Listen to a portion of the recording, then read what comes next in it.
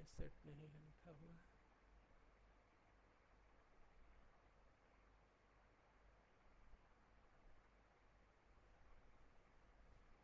Start करें।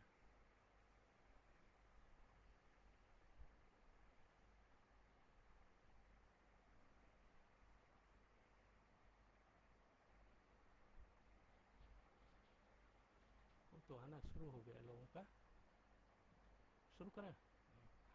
हाँ तो साथियों, आज मुझे प्रेमचंद और किसान संकट के बारे में बात शुरू करनी है। गीतेश सुनाई पड़ रहा है ना? आया नहीं उसका जवाब। Hello hello hello. है कोई कोई लोगों का आ तो रहा है, लेकिन ये नहीं कि सुनाई पड़ रहा है कि नहीं। तुम बताओ।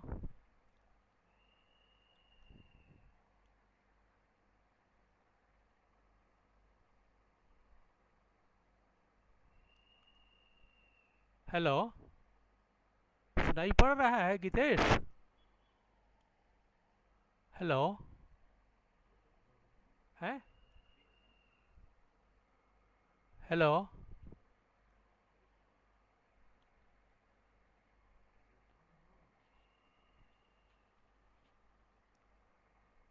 हेलो। हेलो।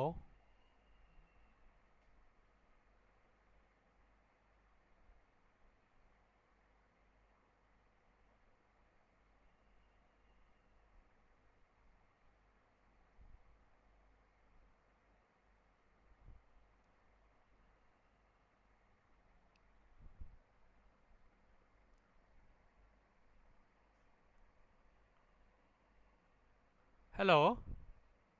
हेलो। हेलो। हाँ तो मुझे प्रेमचंद और किसान संकट के बारे में बात करनी है। और दोस्तों, ये ध्यान देने की बात है कि आज के 60-70 दिन बाद प्रेमचंद के जन्म को 140 साल पूरे हो जाएंगे।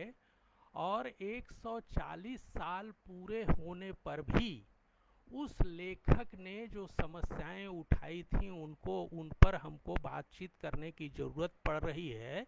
इससे ज़्यादा दुर्भाग्यपूर्ण बात और कुछ नहीं है। अच्छा तो यही होता कि उन्होंने जिन समस्याओं को उठाया था वो समस्याएं ही खत्म हो गई रहती, तो ऐसी स्थिति में हमको प्रेमचंद पर बात करने की ज़रूरत नहीं पड़ती।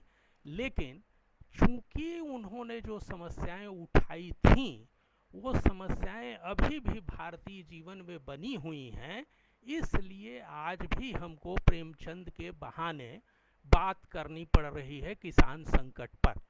अब जो प्रेमचंद ने किसान जीवन का चित्रण किया है, क्या कारण है कि उसकी अब तक प्रासंगिकता या धारावाहिकता बनी हुई है?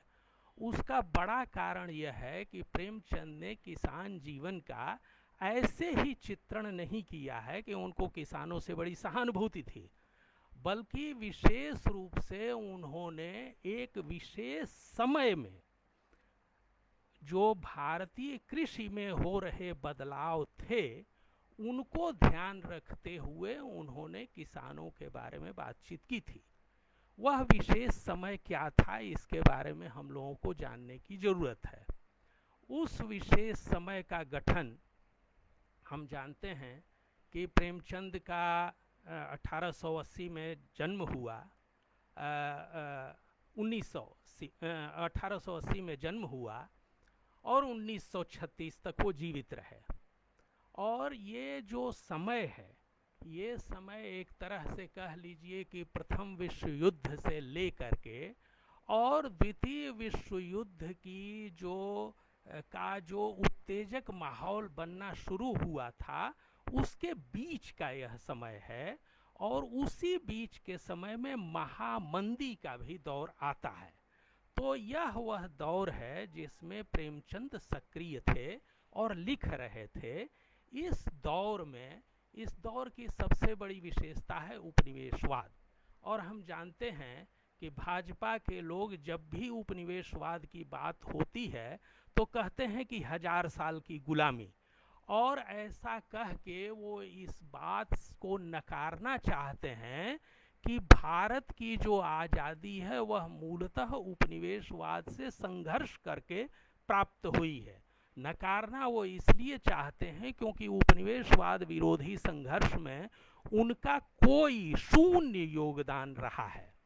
अब बात यह है कि जब आप 1000 साल की गुलामी कहते हैं तो ऐसा कह के उपनिवेशवाद के इतिहास को ही समाप्त कर देना चाहते हैं, और उपनिवेशवाद के इतिहास को समाप्त करने का कारण यह है कि कुल मिला जुला के इन लोगों का चिंतन यह है कि उपनिवेशवाद की ही सेवा में आज भी हम जानते हैं कि साम्राज्यवाद एक ऐसी चीज है जो पूंजीवाद के आगमन के साथ ही जुड़ी हुई थी, और पूंजीवाद को भी अपने मुनाफे को, जब अपने देश में उसको मुनाफा प्राप्त नहीं होता है तो पूरी दुनिया में अपना बाजार फैलाना पड़ता है, और इसी प्रक्रिया की उपज था उपनिवेशवाद, और उसकी निरंतरता अब तक बनी हुई है। हम जानते हैं कि साम्राज्यवाद का नया केंद्र अमेरिका उभरा है, तो यह जो निरंतरता है उपनिवेशवाद की, इससे इनकार भाजपा के लोग इसलिए करते हैं क्योंकि दुनिया इस बात को जानती है कि फिलहाल वो भी आज के साम्राज्यवादी आका अमेरिका की शरण में हैं। इस महामारी के भी दौर में हम सब लोग जानते हैं कि उन्होंने तमाम हिदायतों को दरकिनार करते हुए अमेरिकी राष्ट्रपति को बुला करके यहाँ 1 लाख लोगों को का एक कार्यक्रम करवाया था। तो इसलिए यह जो उपनिवेशवाद है, चूंकि उन्होंने उपनिवेशवाद विरोधी संघर्ष में कोई भी भूमिका नहीं निभाई थी और आज भी उपनिवेशवाद की वे चाकरी करते हैं, इसीलिए वे चाहते हैं कि भारतीय जनता की स्मृति से उपनिवेशवाद विरोधी संघर्ष समाप्त हो जाए। प्रेमचंद को जब हम याद कर रहे हैं तो यह ध्यान में रखने की जरूरत है कि यह जो उपनिवेशवाद है, इस उपनिवेशवाद ने, और रणधीर सिंह इस बात को कहा करते थे जब वैश्वीकरण का दौर शुरू हुआ तो बहुत सारे लोग कहते थे कि वैश्वीकरण, तो रणधीर सिंह ने कहा कि इस बात का हम लोगों को ध्यान रखना चाहिए कि हम पहली बार ग्लोबलाइज नहीं हो रहे हैं, इससे पहले भी एक बार हम ग्लोबलाइज हो चुके हैं जब कॉलोनी बना करके हमारे देश के पूरे अर्थतंत्र को विश्व अर्थतंत्र के साथ जोड़ा गया था, और यह जो विश्व अर्थतंत्र के साथ भारत को जोड़ा गया था उसी को हम उपनिवेशवाद कहते हैं। यह जो पहले की जो भी दूसरे देशों से आए लोगों ने शासन किया और यह जो अंग्रेजों का शासन था, इसमें बुनियादी फर्क यह है कि जो उपनिवेशवादी व्यवस्था थी उसमें भारत के अर्थतंत्र को इस तरह से पुनर्गठित किया गया था कि उससे होने वाले लाभ से भारतीय लोगों को कोई भी फायदा न पहुंचने पाए, बल्कि उसका लाभ जो औपनिवेशिक प्रभु हैं उनके अर्थतंत्र के लिहाज से हो।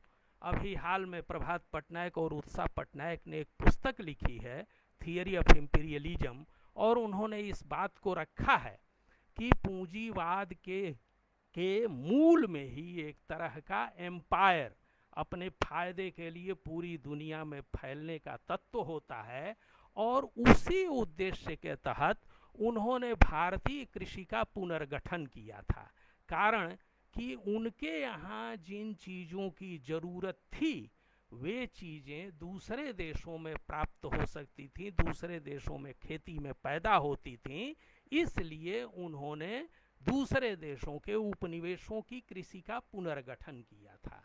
तो हमारे देश की भी कृषि का जो अंग्रेजी जमाने में पुनर्गठन हुआ उसने भारतीय खेती की और किसानों की जो हालत कर दी थी, उस हालत को चूंकि प्रेमचंद ने अपनी रचनाओं के जरिए व्यक्त किया है, इसलिए प्रेमचंद पर बात करना एक तरह से हमें किसान संकट के बारे में बातचीत करना है।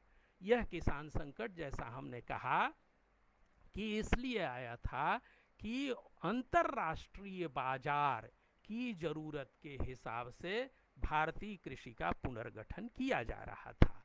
और भारतीय कृषि का यह जो पुनर्गठन किया जा रहा था, उसमें सबसे बड़ा नुकसान भारतीयों के लिए यह था कि वे अपने यहाँ ही उपजाई हुई चीज़ों का खुद के लिए ही उपभोग नहीं कर सकते थे, वह उपभोग अंतर्राष्ट्रीय बाजार के लोग करते, और उसकी कीमत हमेशा इस हिसाब से रखी गई, और उसे कभी भी यहाँ के लोगों के लिए नहीं खाली छोड़ा गया, बल्कि उसे उठा करके पूरी दुनिया में, हम सब जानते हैं कि अफीम, तो यह जो अफीम का व्यापार था, अंतर्राष्ट्रीय बाजार था उसका, चीन के लिए अफीम का जब किया जाता था, उसके लिए हिंदुस्तान के जो अन्न पैदा करने वाली जगहें थीं, ज़मीनें थीं, वहाँ पर जबरिया उसकी खेती कराई गई, नील।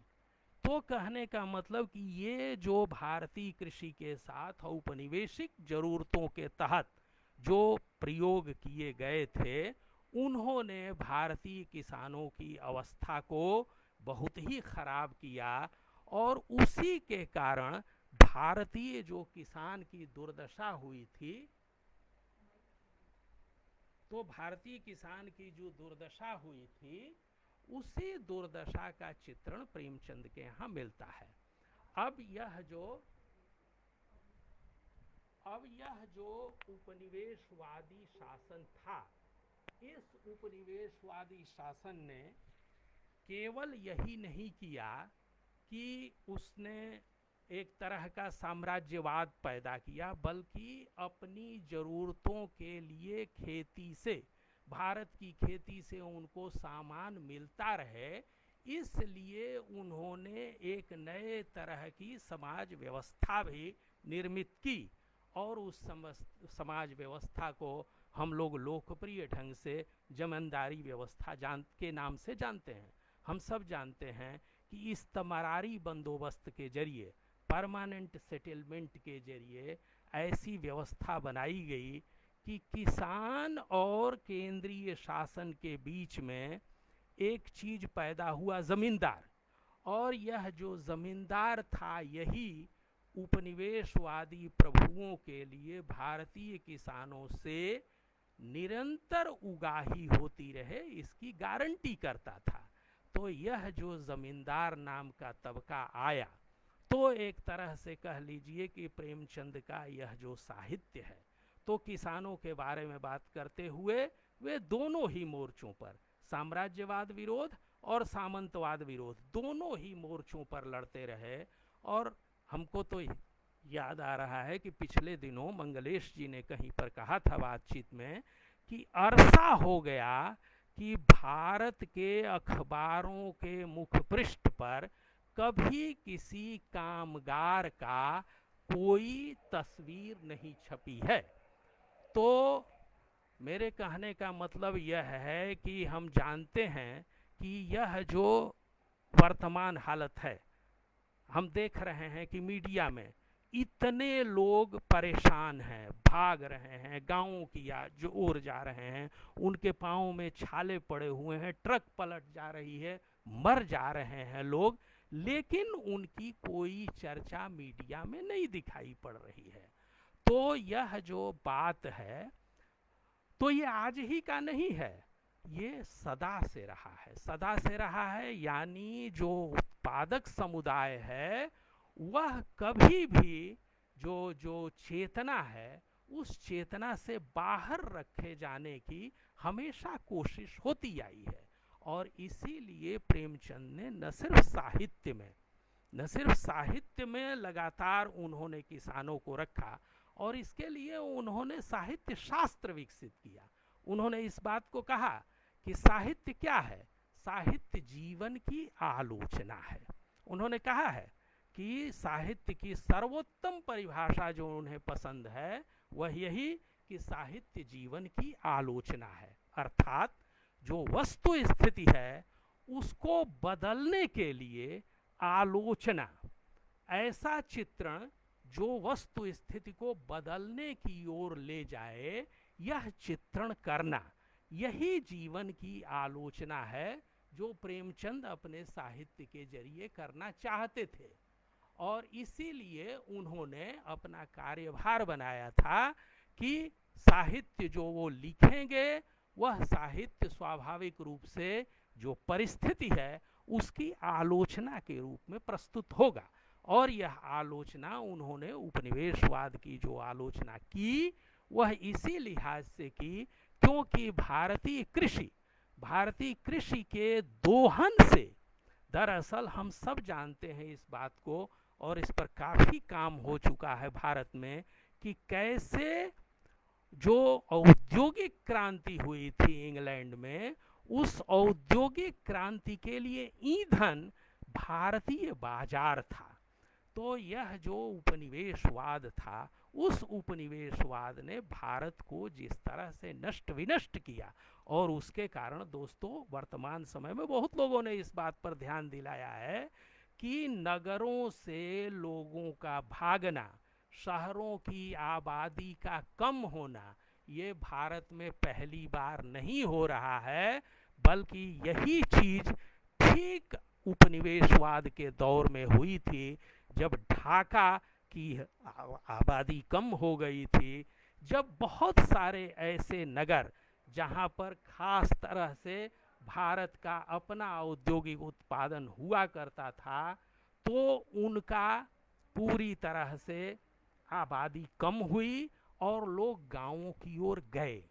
तो गांवों की ओर जो ये लोग गए, अभी भी जो लोग जा रहे हैं इस बात पर लोग बात कर रहे हैं, आप जानते हैं तब भी ऐसा ही था कि यह जो गांव में किसानों का शोषण था, यह जो किसानों का शोषण था, वह केवल और केवल औपनिवेशिक प्रभुओं के जरिए ही नहीं हो रहा था, बल्कि उन्होंने जो नई संस्थाएं बनाई थीं, तमाम जो नई संस्थाएं उन्होंने बनाई समाज को कंट्रोल करने के लिए, नियंत्रित करने के लिए।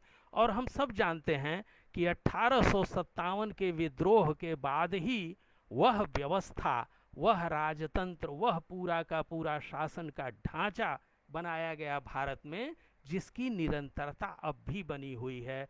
पुलिस एक्ट उसी समय का है, जेल मैनुअल उसी समय का है, आर्म्स एक्ट उसी समय का है, तमाम चीज़ें उसी समय की हैं जो कि भारतीय समाज को नियंत्रित करने के लिए बनाई गई थी 1857 के बाद। तो एक तरह से कह लीजिए कि वह निरंतरता, वह जो नई संस्थाएं, नए कानून, नई तरह की चीज़ें लेकर के आए अंग्रेज, तो यह जो नई चीज़ है जिसमें दारोगा, हम जानते हैं जब आप गोदान को पढ़ेंगे तो आप देखेंगे कि पुलिस आती है जब गांव में, तो यह तय है कि पुलिस अगर आई है तो कुछ लिए बिना नहीं जाएगी। भारत में पुलिस की ये हमेशा से लाल पगड़ी एक मुहावरा बन गया कि अगर लाल पगड़ी दिखाई पड़ गई तो खैर नहीं है। तो कहने का मतलब कि यह जो नया तंत्र विकसित हो रहा था उपनिवेशवाद के जरिए, जिसे अंग्रेजों ने विकसित किया, तो यह नया तंत्र तो था ही, और जो कि भारतीय किसानों की स्थिति को बहुत बुरी हालत में पहुंचा रहा था, उनके लिए मुक्ति का रास्ता नहीं था। और हम थोड़ी देर बाद देखेंगे कि किसानों की जो खेती थी उससे मुक्ति का एक जो दूसरा रास्ता संभव था, वह भी प्रेमचंद ने उसकी भी असलियत को देखा है। तो कहने का मतलब कि यह जो नई संस्थाएं थी शासन की, वे भी भारतीय जनता को मुक्ति नहीं प्रदान कर रही थीं, और जो पुरानी संस्थाएं थीं उनको ये बल प्रदान कर रही थीं। आप देखते हैं कि जो आज भी यह है कि जो गांव का बड़ा जमींदार है, ऊंची जात का है, उसी के यहाँ थाने का जब दारोगा आएगा तो बैठेगा। तो कहने का मतलब यह है कि जो नई व्यवस्था है वह पुरानी व्यवस्था को पुनः नवीनता प्रदान कर रही है। यह उपनिवेशवाद की विशेषता थी, जिसने न सिर्फ नई संस्थाएं ले आईं जो कि उत्पीड़नकारी थीं ही, और वे इसलिए भी उत्पीड़नकारी थीं क्योंकि भारतीय किसानों का शोषण अंतर्राष्ट्रीय पूंजी के लिए किया जाना था। आज भी भारतीय किसान का, कृषि का जो पुनर्गठन होना है वह इसीलिए होना है। तमाम तरह के नए नए कानून बन रहे हैं, सट्टा बाजारी शुरू हो रही है खेती में, तो ये इसीलिए ताकि अंतर्राष्ट्रीय पूंजी के नियंत्रण में उसे लाया जा सके। यह प्रक्रिया अंग्रेजों के साथ शुरू हुई थी और उसके हिसाब से भारतीय समाज को भी गठित किया गया था, उसे नियंत्रण में लाने की कोशिश की गई थी ताकि यह साम्राज्यवादी शोषण लगातार चलता रहे। और इसके लिए नई संस्थाएं तो बनी ही, पुरानी संस्थाओं को भी और भी बल प्रदान किया गया था। और इसीलिए प्रेमचंद के लेखन में जब आप किसानों की हालत को देखते हैं तो उन्हें केवल पुरानी संस्थाओं, उदाहरण के लिए जातिवाद इत्यादि से ही पीड़ित नहीं देखते हैं, बल्कि इन संस्थाओं को मदद करने वाली नई संस्थाओं से भी पीड़ित देखते हैं। अब इसी में आप ध्यान दीजिए, सूदखोरी। सूदखोरी एक पुरानी संस्था थी।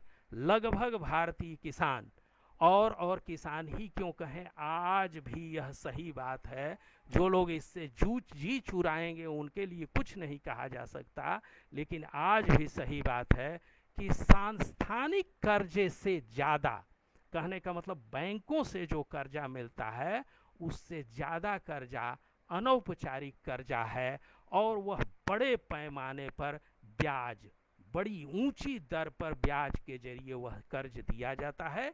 किसानों को भी दिया जाता था उस जमाने में, और आज भी वह व्यवस्था कायम है।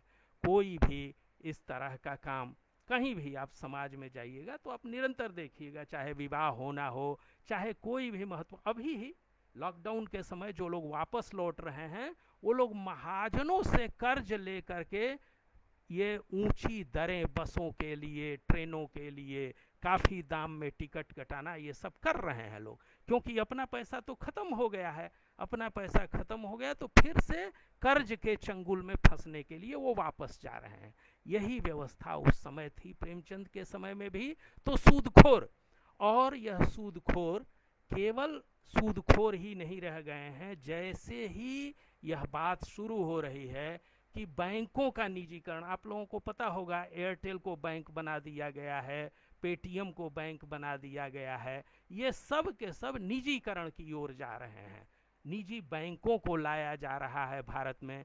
तो बैंक, रेलवे, सब कुछ के जो निजीकरण पर, तो आप पुरानी सूदखोरी व्यवस्था में भी वापस जाएंगे।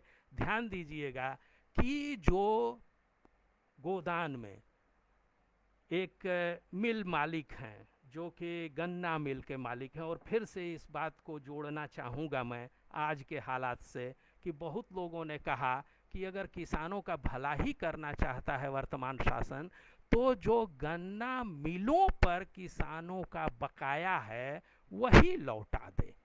तो आज भी गन्ना मिलें किसानों का बड़े पैमाने पर बकाया रखे हुए हैं। गोदान में हम देखते हैं कि गन्ना की मिल है, खन्ना साहब हैं गन्ना की मिल के मालिक, और केवल वह मिल के मालिक नहीं हैं बल्कि वह बैंकर भी हैं।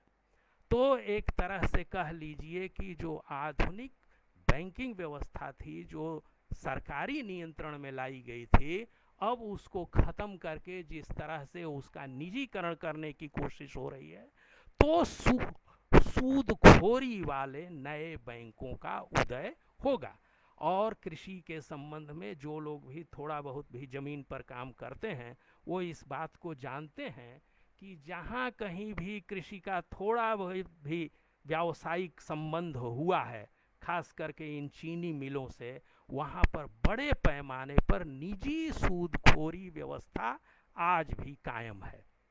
आज भी ऐसा है कि किसान को अगर विवाह करना है तो वह सूदखोरों के यहाँ, जो कि हम जानते हैं, अगर आप महाराष्ट्र में चले जाएं, इस बात पर बहुत सारे अध्ययन हुए हैं कि जो कीटनाशक दवाएं हैं, जो वो हैं बीज हैं, इन सब के जो मालिकान हैं, जो दुकान वाले हैं, वही सूदखोरी भी करते हैं। कहने का मतलब वो कर्ज पर दे देते हैं किसान को, और उसमें शर्त शामिल रहती है कि जब किसान की फसल तैयार होगी तो उन्हीं के जरिए उस फसल को बेचा जाएगा।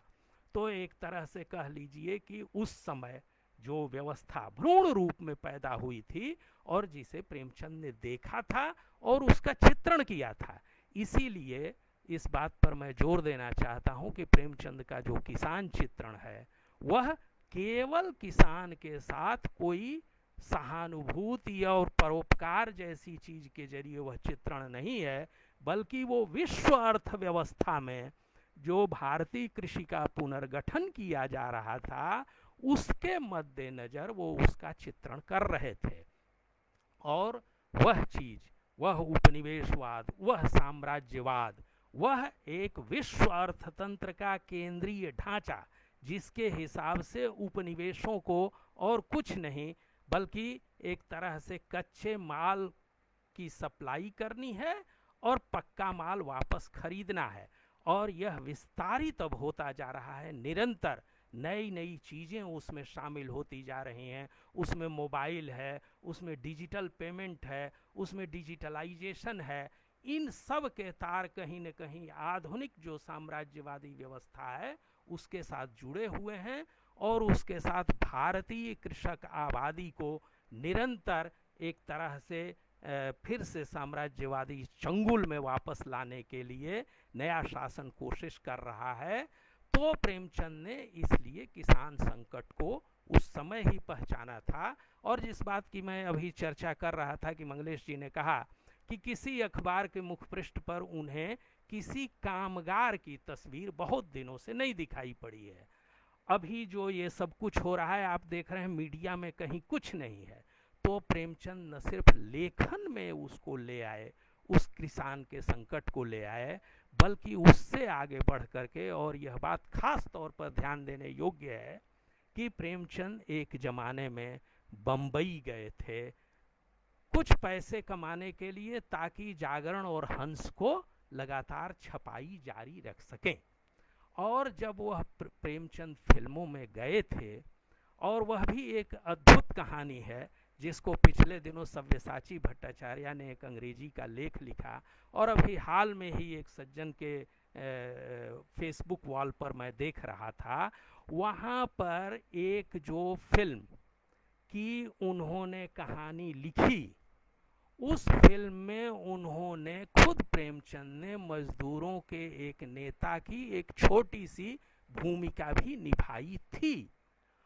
लेकिन हुआ यह कि वह मंदी का दौर था और मजदूरों की भी अवस्था बहुत बुरी थी, और उसके चलते मजदूरों में और ज़्यादा विद्रोह फैलने की आशंका थी।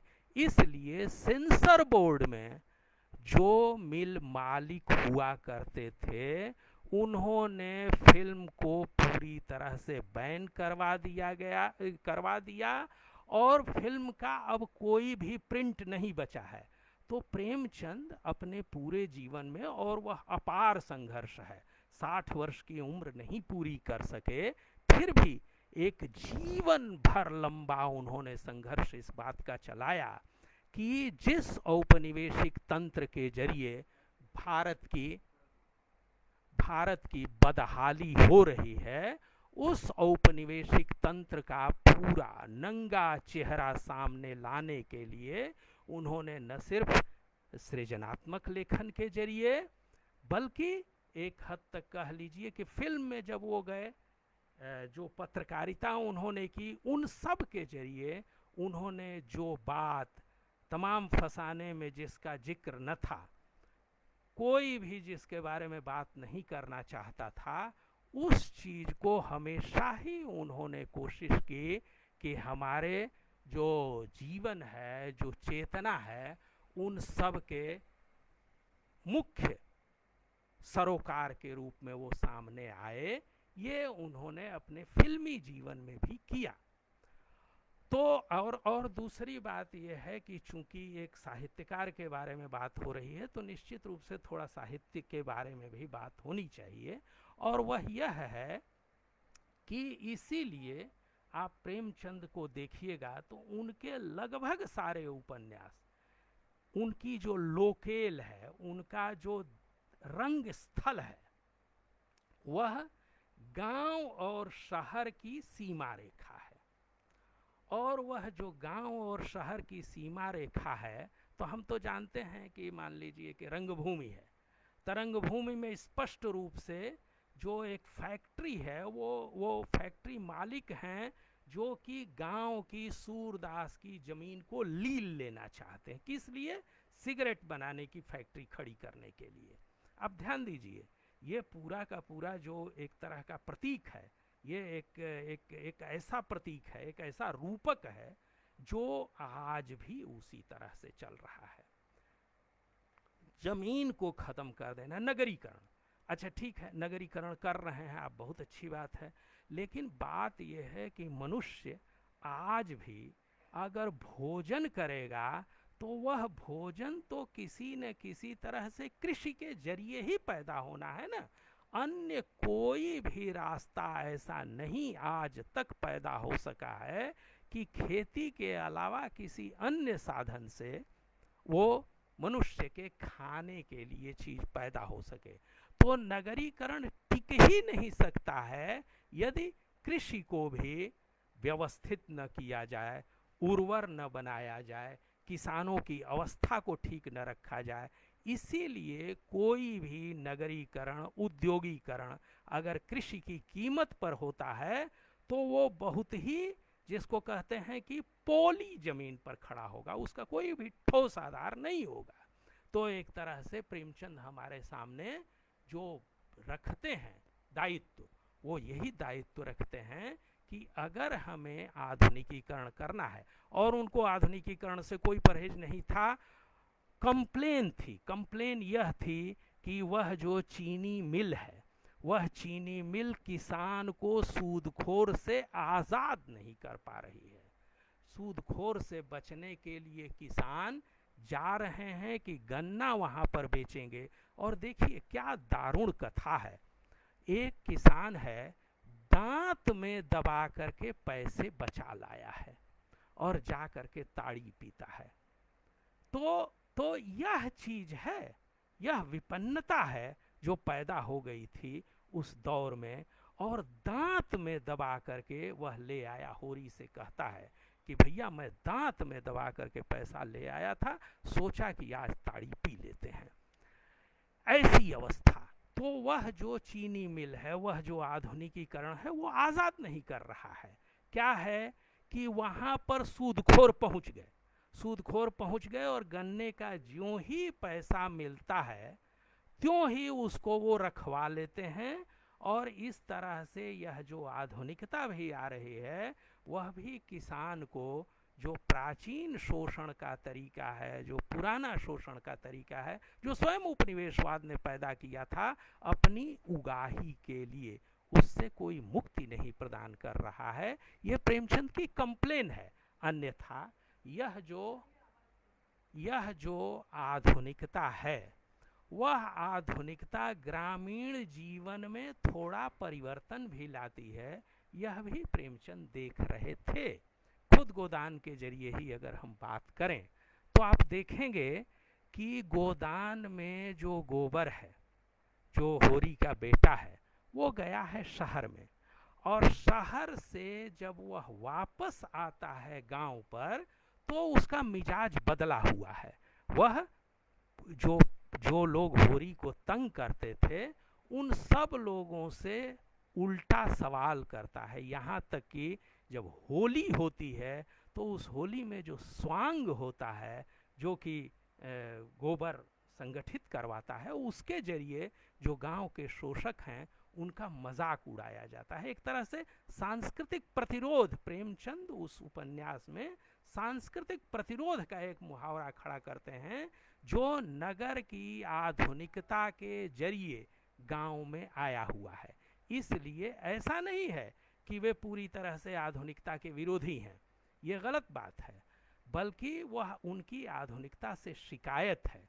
और शिकायत यह है कि यह जो पुराना गांव का शोषण का पूरा तंत्र है, इससे वह मुक्त नहीं कर रहा है।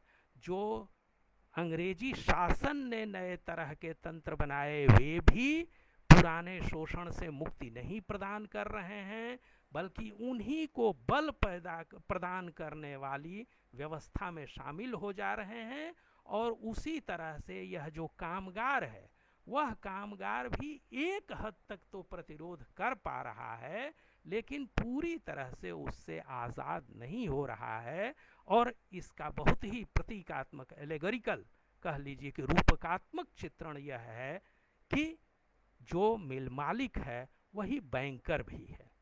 तो आप आधुनिक तंत्र का भी एक तरह से पूर्वाहटें आप देखते हैं। यही नहीं, उन्होंने राजनीति तक को अंतिम उपन्यास में, और इस बात का ध्यान देने की जरूरत है कि 1936 में जब वह उपन्यास लिख रहे थे तो 1935 के इंडिया एक्ट के तहत पहली बार बड़े मताधिकार के साथ चुनाव होने जा रहे थे।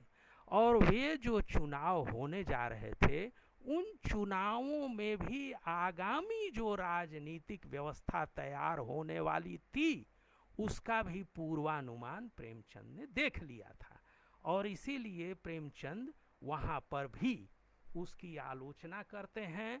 और यह जो समूचा आधुनिक तंत्र पैदा हुआ है जिसमें अखबार के मालिक हैं, वो अखबार के मालिक हैं, आप गोदान में देखते हैं तो अखबार के मालिक हैं, जो मिल मालिक हैं, जो बैंकर हैं, ये तमाम लोग राजनीति, तंखा नाम का एक आदमी है, उस पर ध्यान दीजिए आप, तो आप देखिएगा कि आज के जो लॉबीइस्ट हैं, कहने का मतलब राजनीतिक खेल कराते हैं, लोगों को खड़ा करते हैं, उनके लिए लॉबिंग करते हैं, उनकी एक झलक आपको तंखा में दिखाई पड़ेगी।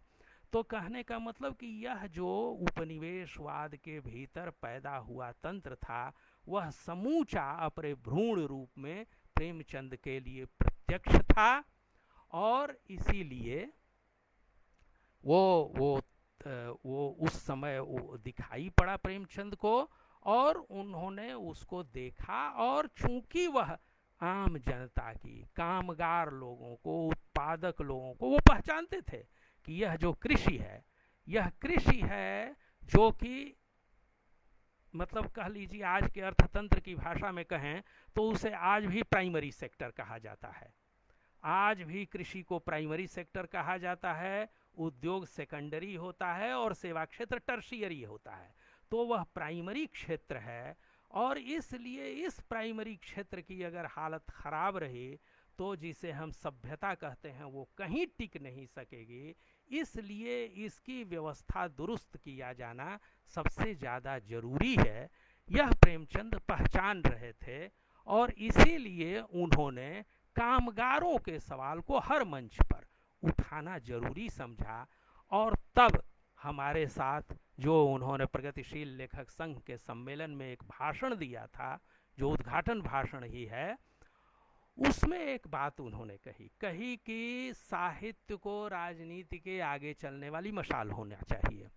अब इस बात को बहुत सारे लोग इस तरह से पेश करते हैं मानो प्रेमचंद यह कह रहे थे कि साहित्यकारों को राजनीति नहीं करनी चाहिए। खुद प्रेमचंद, आप लोग जानते हैं कि नौकरी से उन्होंने इस्तीफा दिया गांधी जी के आंदोलन के चक्कर में। पत्नी जो है वो स्वतंत्रता संग्राम सेनानी रहीं, पहले पत्नी गई फिर प्रेमचंद गए। तो जो आदमी खुद राजनीति में शामिल रहा था, अब लिखा है कि मेरे सारे लेखन का उद्देश्य एक आध दो ऐसी चीज़ें छोड़ जाना है जिससे हमारे देश की आज़ादी में मदद मिल सके। उस आदमी ने क्यों आखिर कहा कि राजनीति के आगे चलने वाली मशाल साहित्य है?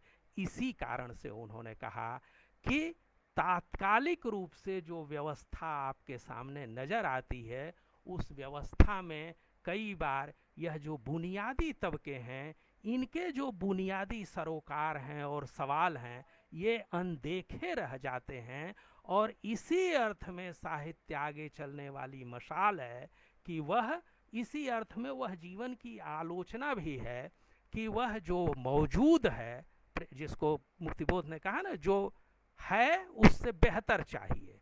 तो जो यथा स्थिति है उसमें परिवर्तन होना चाहिए, चित्रण इस तरह से होना चाहिए यथार्थ। अब बहुत सारे लोग यथार्थवाद को इस तरह से समझते हैं, प्रेमचंद ने कहा, इसीलिए कहा उन्होंने कि मैं आलोचनात्मक यथार्थवाद का समर्थक हूँ, एक नया पद उन्होंने गढ़ा।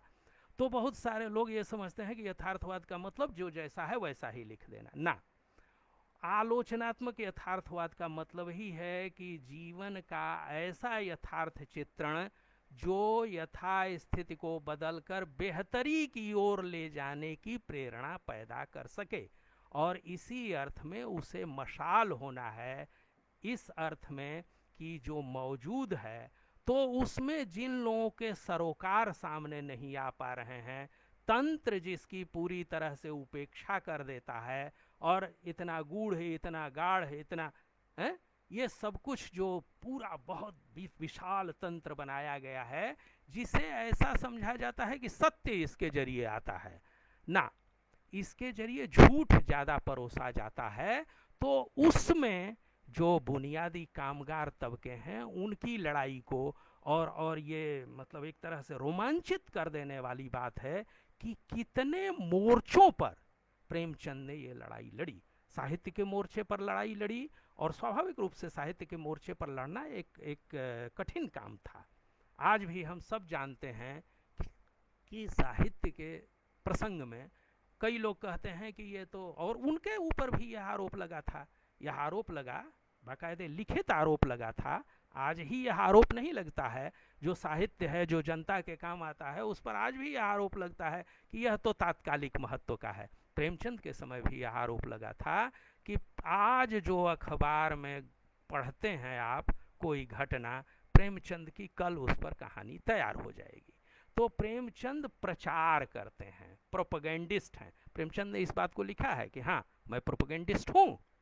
तो कहने का मतलब प्रेमचंद पर भी इस बात का आरोप लगा था। तो साहित्य के भीतर भी इस लड़ाई को उन्होंने लड़ा, और सबसे जो नाजुक मीडियम है, कहने का मतलब सिनेमा, वहाँ पर भी उन्होंने कोशिश की कि जो कामगार है उसके सरोकार सामने आए।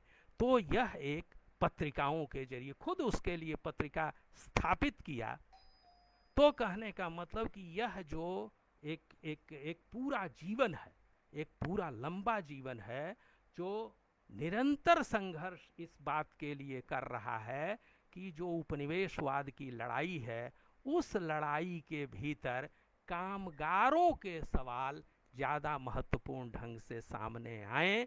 और इसीलिए प्रेमचंद एक तरह से आप कह लें कि केवल गांधीवाद के भीतर ही उनकी संपूर्ण व्याख्या नहीं हो सकती है। प्रेमचंद जो हमारा भारतीय स्वाधीनता आंदोलन है उसका फलक विस्तारित करना चाहते थे, यहाँ तक कि वह जो होने वाला था, वह जिस तरह का शासन आने वाला था, उसको भ्रूण रूप में न सिर्फ उन्होंने देखा, बल्कि जो सामाजिक शक्तियां आगामी दिनों में शासन करने वाली थीं, उनकी भी उन्होंने पहचान की। और इसीलिए उनका जोर इस बात पर रहा कि जो प्रचार का तंत्र है, चाहे वह लिखित रूप में हो चाहे छवि के जरिए हो, उस प्रचार तंत्र के भीतर भी इस कामगार के सवाल सामने आने चाहिए। उन सवालों को आप तरह तरह की चीज़ों के जरिए दबा नहीं सकते हैं। पूरा जीवन उन्होंने इसी के लिए लगा दिया, और वह जो किसान संकट अपने समय में देख रहे थे, वह वर्तमान दौर में, और हम सब जानते हैं जब उपनिवेशवाद का जिक्र आया है तो इस बात का भी जिक्र होना ही चाहिए कि जानते हैं हम सब कि जो पुरानी बीमारियां थीं, उदाहरण के लिए प्लेग, तो प्लेग भारत में उपनिवेशवाद के दौर में आया है। उससे पहले वो यूरोपीय बीमारी थी, पश्चिमी देशों की बीमारी थी, बड़े पैमाने पर लोग मरते थे। तो कहने का मतलब यह है कि यहाँ पर जो मौतें होनी शुरू हुई, तो और वहाँ पर तब बंद हो गई मौतें। कारण क्या है कि जो मौतें होती हैं वो दरअसल बीमारी से कम होती हैं, जिस बात को कहते हैं भूख, कुपोषण। कृषि संकट से इसका गहरा संबंध है, क्योंकि अगर किसान के पास इनटेक जिसको कहते हैं खाद्यान्न, जितना ज़्यादा पोषण मिलेगा उतना ज़्यादा उसके शरीर में रोगों की प्रतिरोधक क्षमता का विकास होगा। जितना ही वह संकट में रहेगा उतना ही ज़्यादा हर एक तरह के इस संक्रमण से उसके ज़्यादा बीमार हो जाने की आशंका बढ़ती जाएगी। और इसीलिए लोग कहते हैं कि जो बंगाल का अकाल था वह प्रकृति निर्मित नहीं था बल्कि मानव निर्मित था, क्योंकि उस उपनिवेशवादी शासकों ने सारा का सारा अनाज सेनाओं के लिए भेज दिया था और इसके कारण अकाल की भीषणता बढ़ गई थी, लोगों के मरने की तादाद बढ़ गई थी। आज भी यह जो बीमारी आई है, यह जो संक्रमण फैला है पूरी दुनिया में, हम सब देख रहे हैं कि इसका भी एक वर्गीय पहलू है। सब लोग नहीं मर रहे हैं, सब लोग अब धनिकों के बारे में तो आपने सुना कि पता चला कि उन्होंने वेंटिलेटर खरीद करके घर में अपने लिए रख लिया है। वे उनके लिए हवाई जहाज से मुफ्त लाया जा रहा है, और गरीबों के लिए जो बसें चलाई जा रही हैं उसमें बड़े पैवे जो ये ट्रेन चलाई गई तो जहाँ का 700 रुपये किराया है वहाँ का 1700-2700 रुपये किराया लिया जा रहा है। इतने बड़े पैमाने पर शोषण हो रहा है।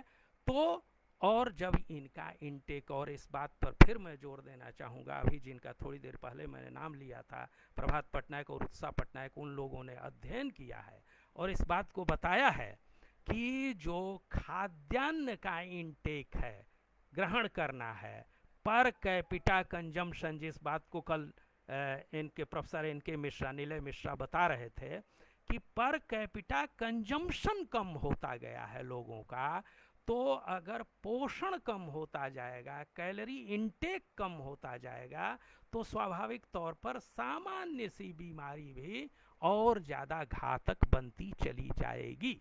इसलिए कृषि संकट का संबंध इससे भी है। अगर पोषण नहीं मिलेगा भारत की समूची आबादी को, तो स्वाभाविक तौर पर वह रोग प्रतिरोधक क्षमता का भी विकास नहीं कर सकेगी। और इसलिए हमारे देश में अगर कोई भी आत्मनिर्भरता आनी है, अगर कोई भी आत्मविश्वास पैदा होना है, तो उसकी कुंजी समूचे आधुनिकीकरण, नगरीकरण, इन सब की कुंजी आज भी खेती और खेती करने वाले किसान और कृषि की पूरी व्यवस्था की एक जन पक्षधर व्यवस्था बनाना और लोगों के बीच में। और देख रहे हैं हम कि जो हमारे भारतीय समाज की पुरानी बहुत सारी चीज़ें थीं, जिन बातों को प्रेमचंद ने उठाया था, वो लौट के वापस आ रही हैं। इस बीमारी ने न सिर्फ प्रकृति को देखने लायक बना दिया है, बल्कि इस बीमारी ने भारतीय समाज की समूची गंदगी को भी सामने ला दिया है, गंदगी को भी और खूबसूरती को भी सामने ला दिया। लोग अनजान लोगों की मदद कर रहे हैं। सिर्फ यही नहीं हो रहा है, बल्कि यह भी हो रहा है कि जो आपके घरों में काम करने के लिए आते हैं, तो पहले जैसे दूर से लोगों को अस्पृश्यता के चलते भोजन दिया जाता था, ऊपर से उनके थाली में टपका दिया जाता था, ठीक उसी तरह से आज भी पैसे दूर रख दिए जा रहे हैं। आप याद करिए, अमिताभ बच्चन की फिल्म थी जिसमें वो कहता है कि साहब हाथ में पैसा दो।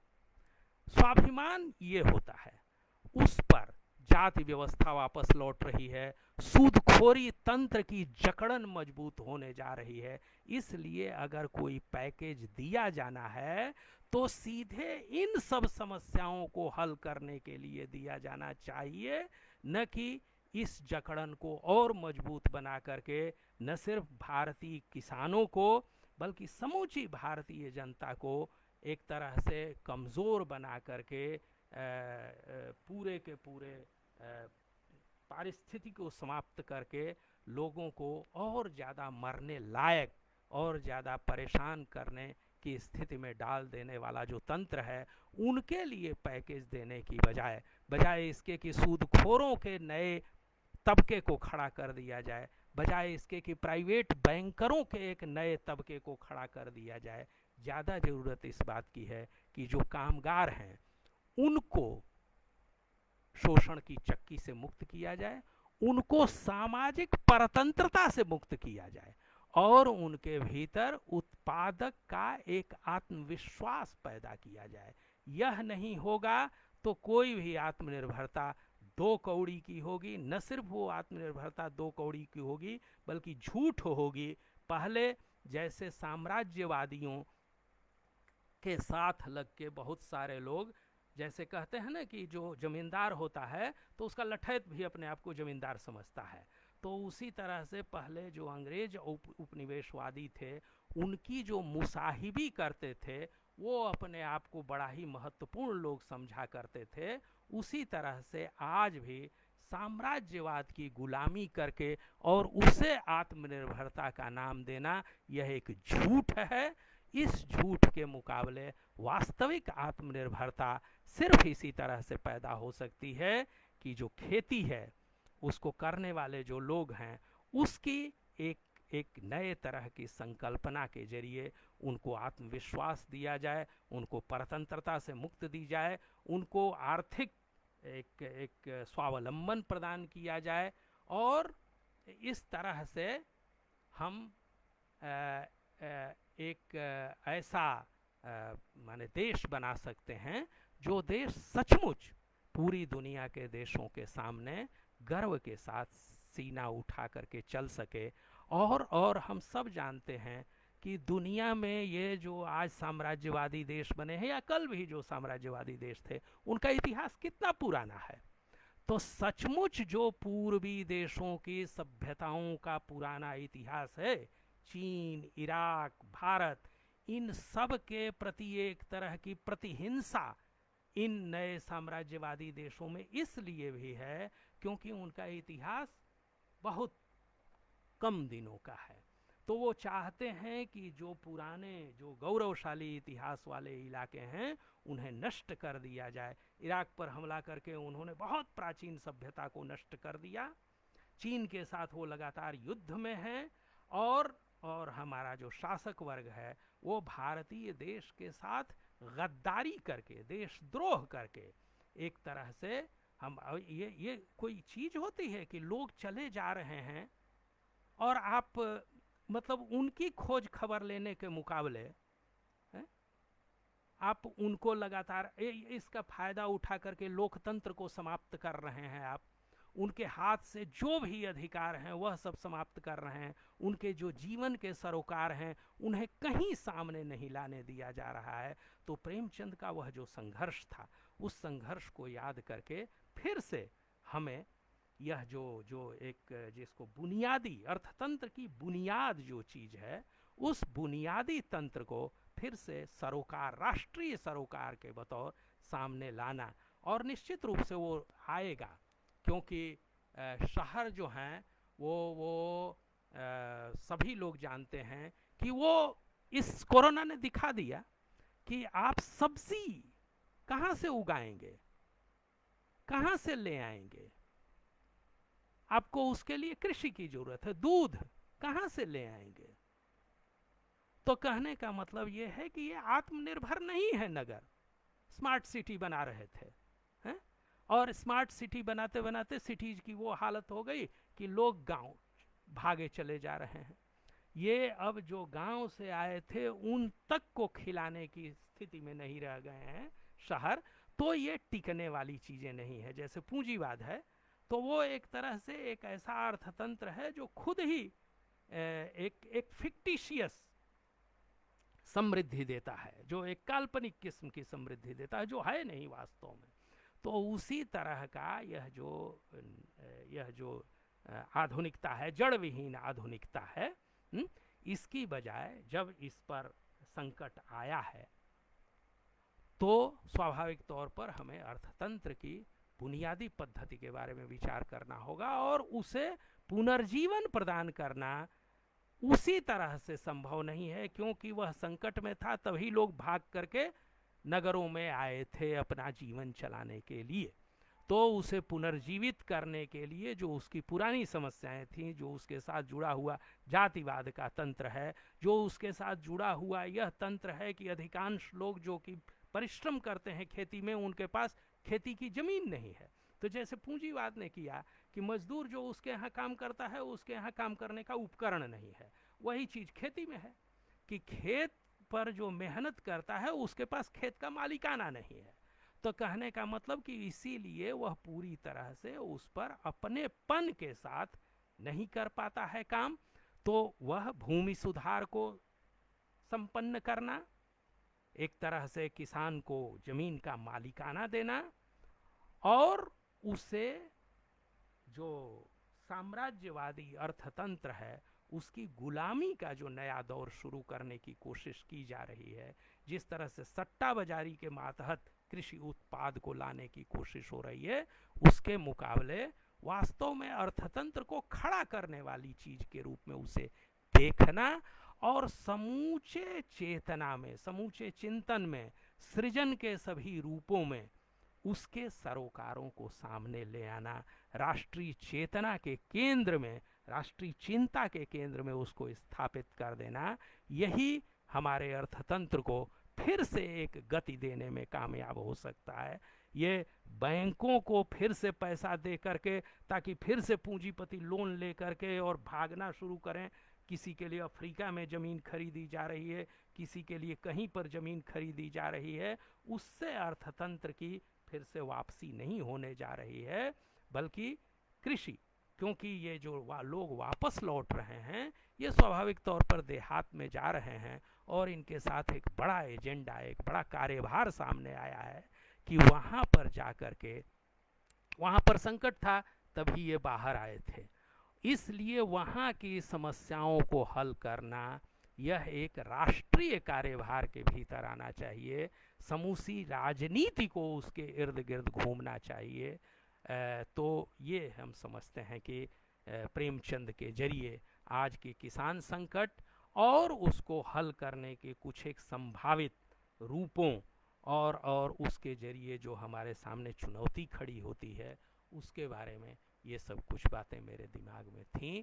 दोस्तों, मैं तकनीक के साथ बहुत कंफर्टेबल नहीं हूँ, इसलिए बहुत संभव है कि जो आप लोग सवाल पूछेंगे तो वो मैं साथ ही साथ स्क्रीन पर देख करके कोई मतलब वो नहीं कर पाऊँगा, लेकिन मुझे जो कहना था आज प्रेमचंद के, और जैसा मैंने कहा कि 60-70 दिन बाद उनका 140वां जन्मदिन आने जा रहा है, याद रखने की ज़रूरत है कि प्रेमचंद जब पैदा हुए थे तो उसके 3 साल बाद मार्क्स का देहांत हुआ था, और इन 3 वर्षों में मार्क्स ने जो एक काम किया था वह यह कि रूस के मुक्ति के संबंध में जो एक पत्र लिखा गया था, तो उस सिलसिले में विचार करते हुए उन्होंने जो गैर औद्योगिक देश हैं उनमें क्रांति का कैसे विकास होगा, कैसे उसको अंजाम दिया जाए,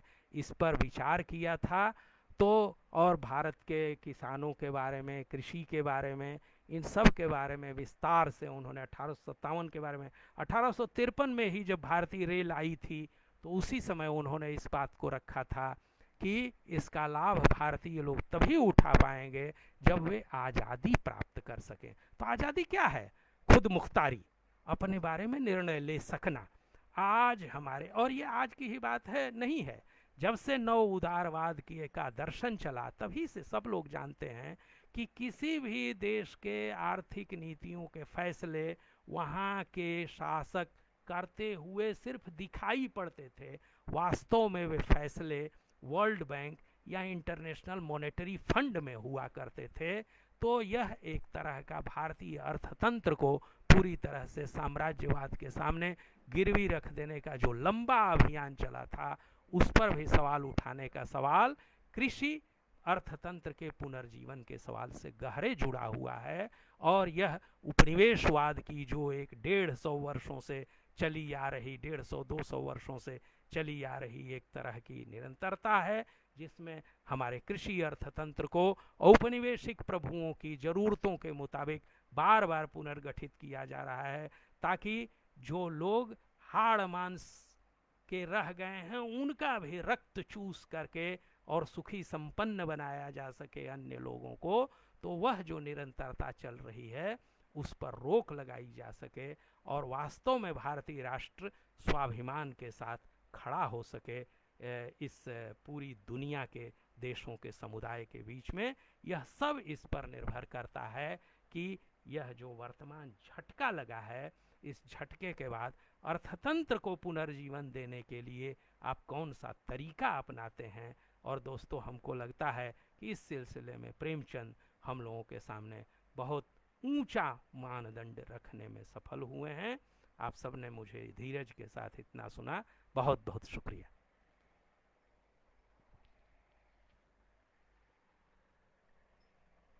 लो जी, किसले किसले